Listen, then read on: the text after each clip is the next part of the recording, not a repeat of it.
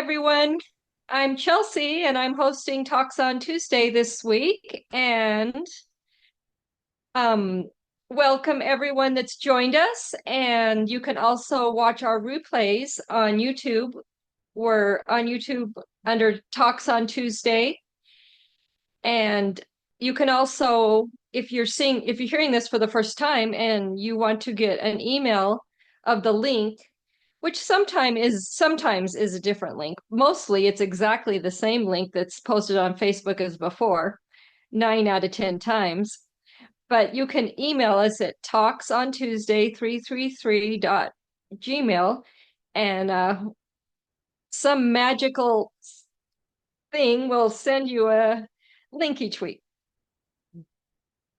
But so our topic this week is about kind of just what's been going on in my brain when it comes to creating reality. And it kind of we also, Billy, sometimes are on a also another free Zoom called Solomon Speaks, which is on Wednesdays, and that has to do with the reconnective healing community. But we've been doing a chapter um, that has to do with we create every second of our lives. It's our artwork. And I've been thinking a lot lately and thought it would be a good discussion point if we kind of talked about that statement of creating our reality, because I've kind of been thinking lately that the actual creating us creating the reality is to me a little bit of a false statement, because I'm beginning to feel that all things are already created and all things are possible, just like some of the chit chat going around in some spiritual corners about how even like artificial intelligence was not created, and that it's something that's always existed and we're just now tapping into it. And what goes beyond the artificial intelligence, or even the next step technologically that way, probably already, well, I believe does already exist. It already does exist. And sometimes I feel like there's a lot of pressure about, creating your reality. And I think if we really want to get down to it, it might be about um, if all reality already exists, all possibilities, all outcomes, it might have to do with our vibrational frequency and what we hold inside, and the universe matches it. And that's the next, because the universe is always saying 100% yes, I totally agree with you, you're completely right, I will show you that that is the truth. Whatever you are holding and feeling inside gets matched in the next moment. And it's more about navigating your inner state and just letting the next moment flow and knowing it will match vibrationally to what you already are producing. So let's just all take a breath. Who wants to speak?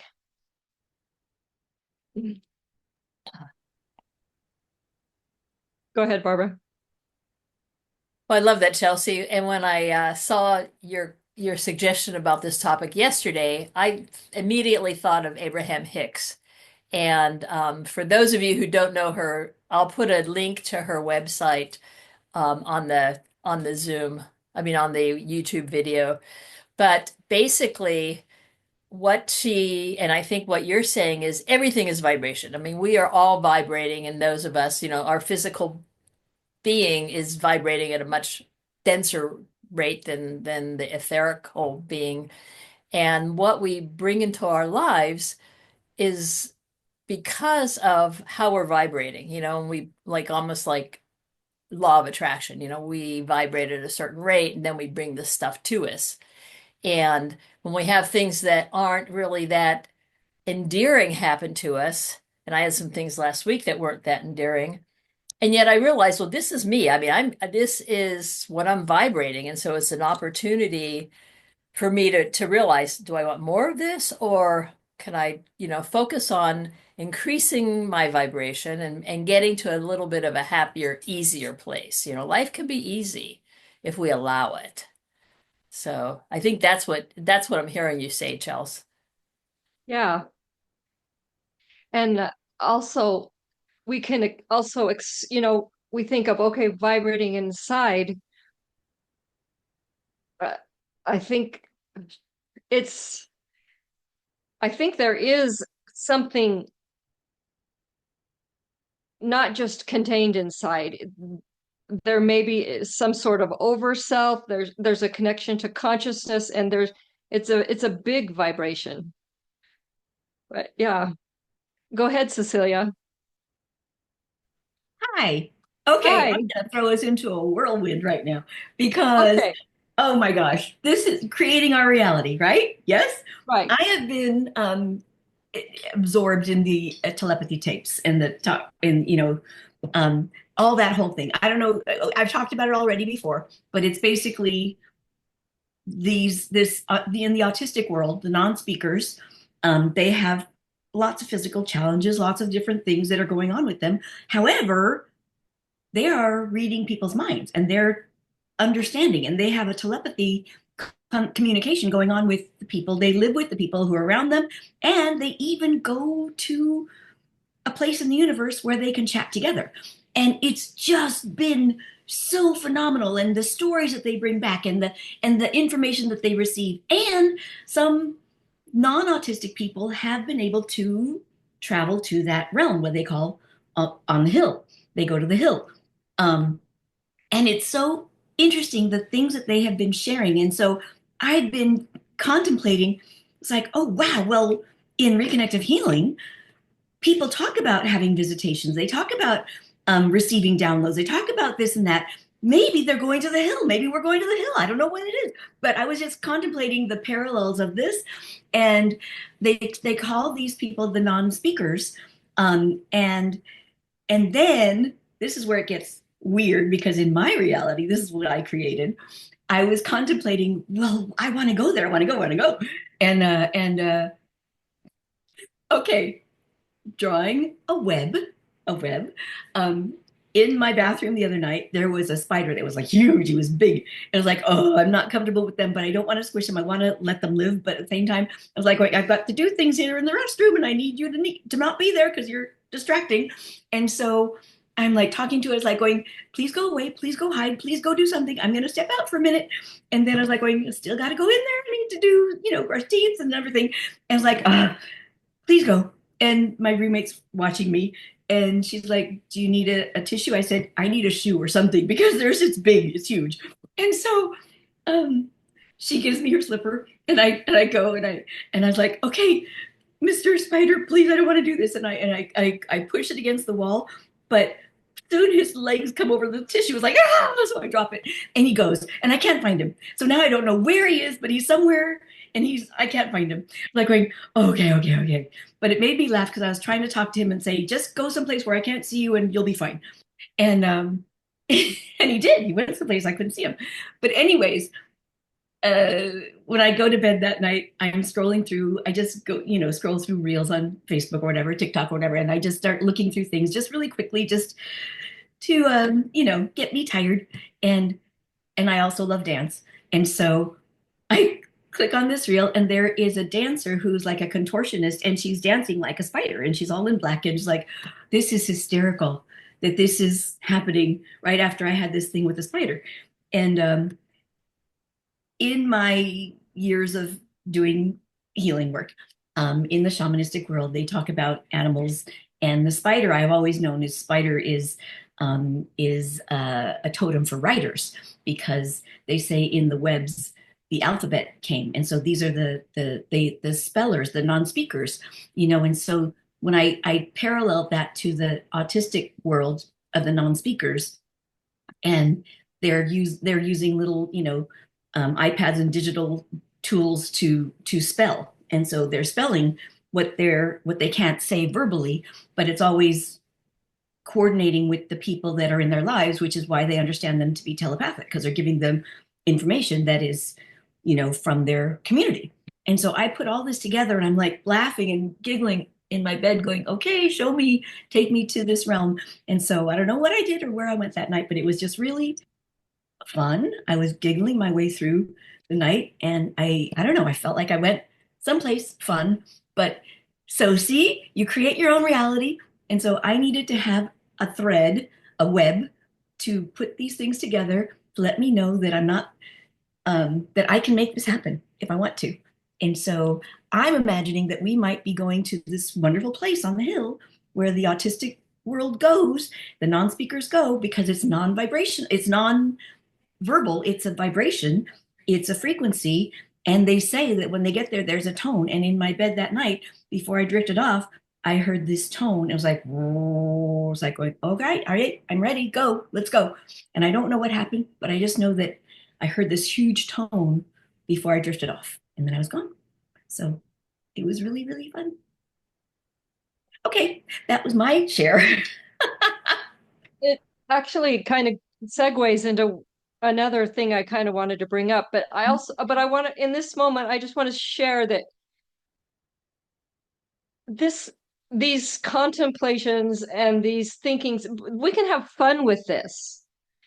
If all realities exist and everything's happening at the same time, past, present, future, and just the whole playful idea of that. And actually, it's kind of weird. I also kind of went on a little journey in that space last night, right before I fell asleep, which I've kind of been trying to get to know that space when you're ready to fall asleep, but you can kind of let your mind go, but you're not quite asleep yet. But um, what I did is I decided that probably if I went back and had memories of places and faces of the past, maybe I could recognize my older self as a face in those places in my past. And I just let my mind go and kind of like free-form association. I mean, of just like, and I just allowed myself to go to the places and the faces that just came to me, and then I would move on, like the waiting room of the doctor's office of my obstetrician. And then I thought about Mary, and I thought about how my parents got divorced, and there was one Christmas where I got to get on a plane with my siblings and we flew to Spokane. And I went there with that little memory and I looked for Mary. And I and then I went over to Europe and I tried to, kind of like incorporating remote viewing, and I looked for where Mary is and just hopped around.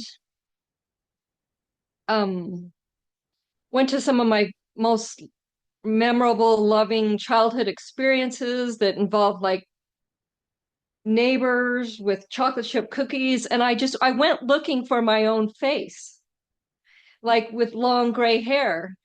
And then I kind of decided I'd play in the future, and I'm going to be taking a trip over to Switzerland next month. And so I I went to like you know how like airports are like they're like little slices of reality. And I sat in different airports that I thought that I may pass when I go over to Switzerland. And I just like thought, okay, I'm going to sit here in this chair for a minute. And then I came back to the Boise airport and I picked a certain location and I sat there. And then after I go on this trip, I'm going to look for myself. And when I fly home and I get to the Boise airport, I'm going to look over there and just weirdness like that. And then I eventually fell asleep. But I was having fun with it. I was thinking, if all this is possible, then what is possible? Go ahead, Barbara. Um, I'd just like to talk a little bit more about the concepts. I can tell that some people are looking puzzled. When I wrote to Anka this morning about what the topic was, she's like, "Wow, that sounds complicated." It is, and I think that, at least from my perspective, everything is consciousness or the vibration. And we as individuals are kind of like facets of that, we're kind of like pieces of that whole, the whole of all that is. And so when we show up here, we are just parts of this whole united, um, infinite, whatever you want to call it. And the vibration is what holds us together and creates our physical being and our experiences and all the potential and possibilities. And when I read what you wrote, Chelsea, I just thought of, um, instead of working to create something, we, this physical finite being, has a vibration that I'm emanating, and then I bring stuff to me that matches that vibration. And so, and yeah, I mean, I have a choice, and I can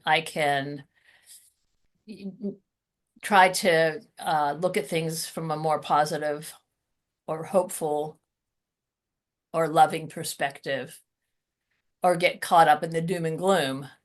And I've found that when you get caught up in the doom and gloom, it's really kind of like a spiral that just kind of goes down and down and down.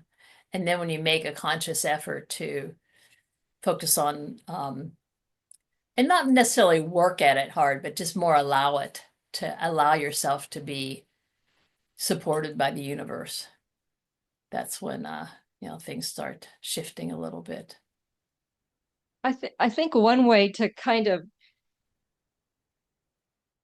open yourself up to it is if you notice yourself having a fear, kind of look and examine that fear and and see if you can see it as an observer.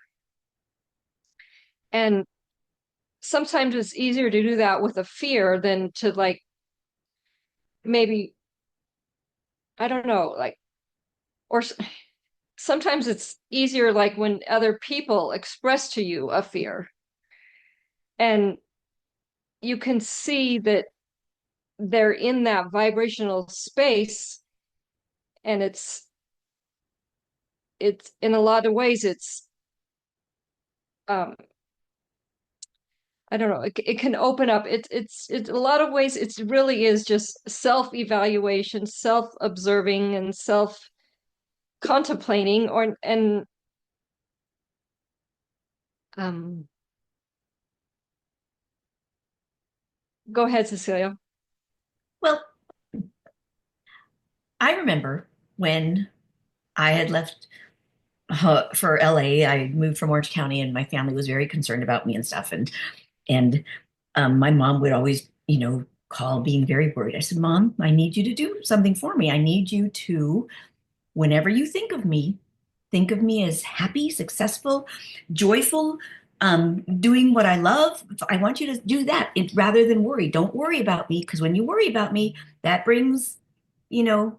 scary things into view. I don't want you to be worried. I want you to be happy for me. I want you to be joyful for me. I want you to see me as living the life I want. And so when you spin in the worry or the fear, that's what you draw to you. You are creating your reality. And so if you're fearful, you're going to draw things to confirm that fear is real. That, see, I told you, and you're going to bring it to you. But find a joyful way to consider it. Find a positive outlook to it. There's coins have two sides. So you chose the fear. Take a look on the other side. There's something joyful there. Look at the other side. Make that be your focus. Make that be a possibility. Okay, so you see the fear. Well, flip the coin. What do you see on the other side? There's something else. Focus on what you want and not what you don't want, because you're going to create it. So bring about something a little bit better, a little bit better. That's what I have to say. Mhm. Go ahead, Anka. Hello, I heard that we have two kinds or three. I know right now linear um, present or quantic present or something like this. Uh, in linear, we don't have manifestation of the present, but in the quantic, in future, we somehow change the reality with our thoughts, and they manifest better. Are kind of people that are three types, but I don't know how mm, what are them now. uh, uh, this is why what I wanted to say. Yeah, I I like that. We can live we can live with like a linear mindset of this is what's happened, this is where I am, this is where I'm going. But you can also kind of look at it like I think you're saying in a quantum way, which is it all exists all at once. And yeah, Joe Dispenza speaks a lot of this subject. You can create your reality in future thinking, uh, productive thinking, big thinking at things that usually a normal people avoid because it's hard to do it. yeah, yeah. Joe Dispenza is great. Renee, did you want to try again?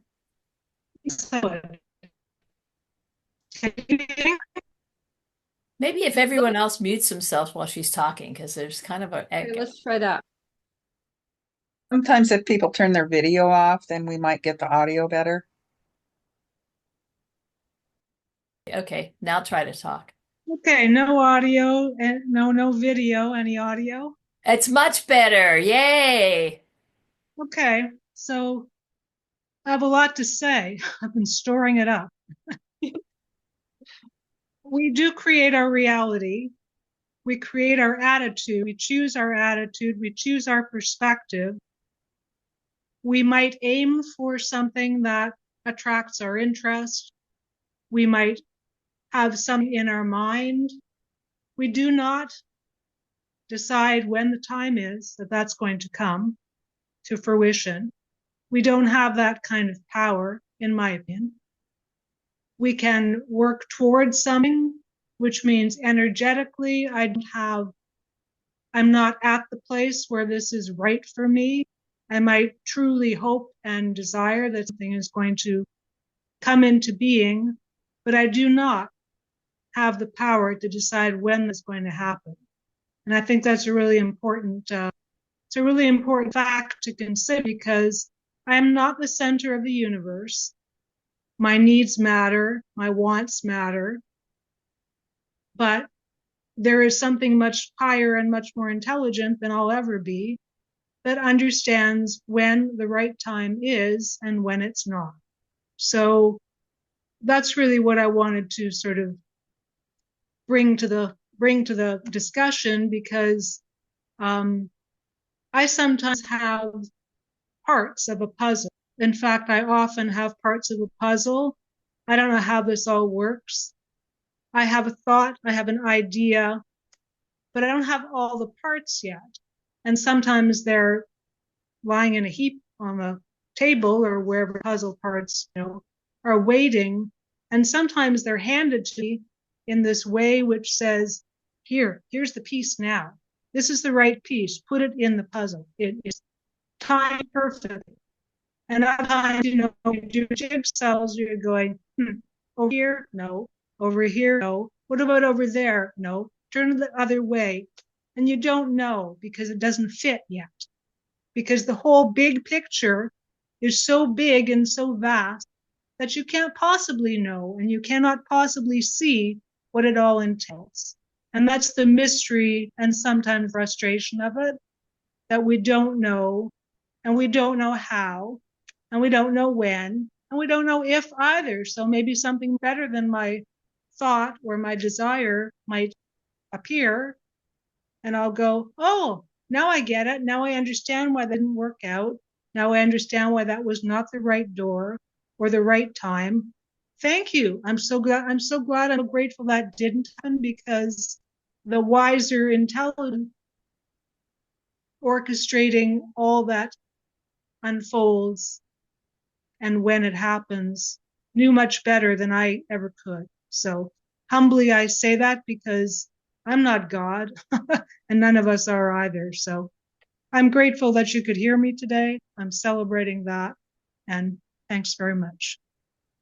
Yeah, that's great, Renee. And as Billy put in the chat, I I love it. It's like always it's always where I arrive, and it's at the word allowing. And I think you just really encapsulated a great example of the allowing and allowing the allowing. Go ahead, Barbara. Yeah, that was great. Thanks, Renee. And it's so nice now to know how we can hear you. So I'm glad about that. And before we finish up, I just wanted to bring a little bit of another perspective of this whole topic, because I invited Zach to join us. And he, for those of you who don't know or don't remember, he is involved with a podcast called When We Die Talks. And I'll put the phone number and the contact information for him in the description of the video also. And when I saw this whole thing about consciousness and vibration and everything, again, it made me think about how we are all one and part of everything, and that includes those who lived before us. Before, if you're looking at it in a linear perspective, those who are no longer with us physically right now, and their vibrations are still available, and the ability to be able to connect with them is definitely a possibility for some people, and so. I see Cecilia smiling. Yeah. It's like it's always in forever. So I just wanted to share that also as far as this whole perspective on vibration and consciousness. So thanks. Yes, been a great half hour, and I thank you all for coming, and we'll see you next week. And love to you all. Bye-bye. Thanks.